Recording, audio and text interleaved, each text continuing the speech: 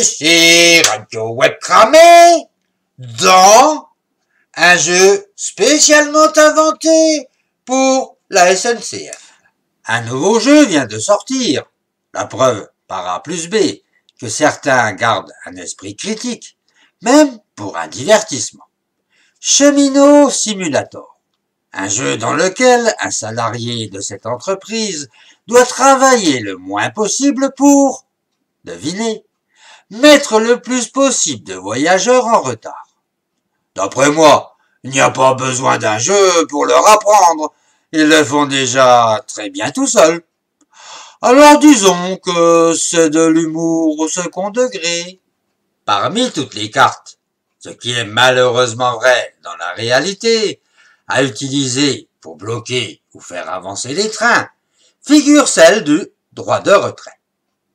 Si l'on s'arrête quelques minutes, oui, je sais, vous êtes pressés, il n'y a pas que moi, regardez. Mais l'esprit de cette loi, conçue avec un véritable bon sens, était de dire que si un ouvrier s'aperçoit d'un danger potentiel, comme des lézardes qui apparaissent au-dessus de leur vénérable tête, ou encore des jeunes, entre guillemets, dissimulant leur outil de travail, toujours entre guillemets, ceux-ci ont le droit de prendre leurs jambes à leur cou, sans que l'employeur ne puisse les licencier, chose déjà hautement improbable par le passé, mais même plus leur adresser un simple avertissement par lettre recommandée. Cette loi ayant été totalement dévoyée, détournée, interprétée par nos syndicats, qui en ont fait un nouveau droit, celui de réagir alors que le danger vient de finir, et de s'indigner après coup sur un événement qui a des chances de ne plus revenir du tout. Ce coup de force montre bien quel mépris peuvent avoir les syndicats pour la société en général, et qui ne défendent que des petits intérêts particuliers. Autre carte, celle du service minimum, qui en fait rajoute des heures de travail à ceux qui acceptent, un peu forcés par la loi et par un État qui a le devoir d'assurer la continuité de ses services, puisque, malheureusement, la SNCF est encore partie d'un service soi-disant public. Autre carte, non détaillée dans cet article trouvé sur le Canard enchaîné, mais la carte jackpot, celle de la retraite. Celle qui permet de quitter ce jeu débile beaucoup plus tôt, dès 55 ans, après tous ces efforts pour faire semblant de travailler, et qui récompense tous ces ouvriers qui ont eu la chance de travailler dans un secteur si bien protégé. Autre carte qui porte chance, la carte familiale, appelée aussi la carte piston, celle qui permet de se retrouver au-dessus de cette liste impressionnante de tous ceux qui essayent de postuler pour un poste dont la facilité n'a d'égal qu'avec des avantages aussi bien rémunérés. Les cartes vacances ou santé ne sont pas mal non plus. Centre de vacances au prix ridicule, véritable château disséminé dans de beaux monticules. Oui, il nous en... mais il ne faut pas le dire.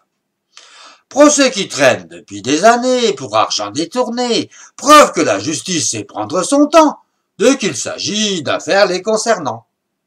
Des centres médicaux gratuits et pour les actifs qui choisissent l'assurance maladie SNCF. Oui, ils en ont une juste pour eux. C'est tout. Bon, parce qu'ils n'auront rien à payer. La carte transport, dont la générosité s'étend à toute la famille et même leurs retraités, et qui donne droit à 16 trajets gratuits par an, et seulement 10% du prix réel pour les suivre. Tout cela ne me dérangerait pas, si cette entreprise était performante, pas plus chère que s'il y avait une vraie concurrence, mais surtout que l'État arrête de nous mentir, planquant ses dettes dans une autre structure pour nous faire croire que ce n'est pas nous, qui même sans jamais voyager, devons payer tous ces avantages que nous n'aurons jamais. En fait, seules quelques cartes peuvent faire échouer un joueur invétéré. Celle, par exemple, marquée « Quai trop étroit ».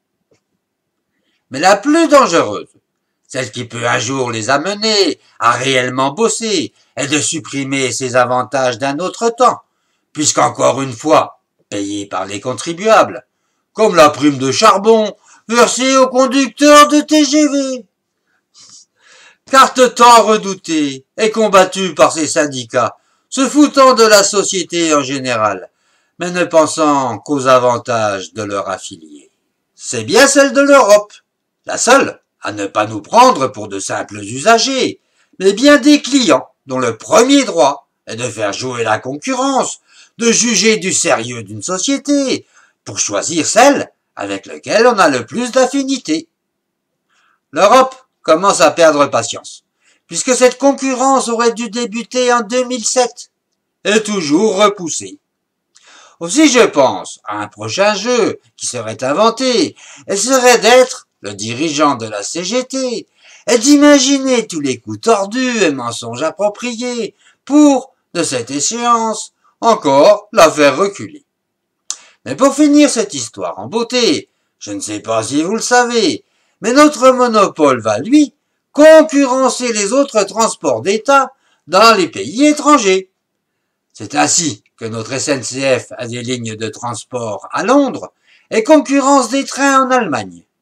Comme quoi, si nul n'est prophète dans son pays, certains pourtant arrivent bien à s'y imposer.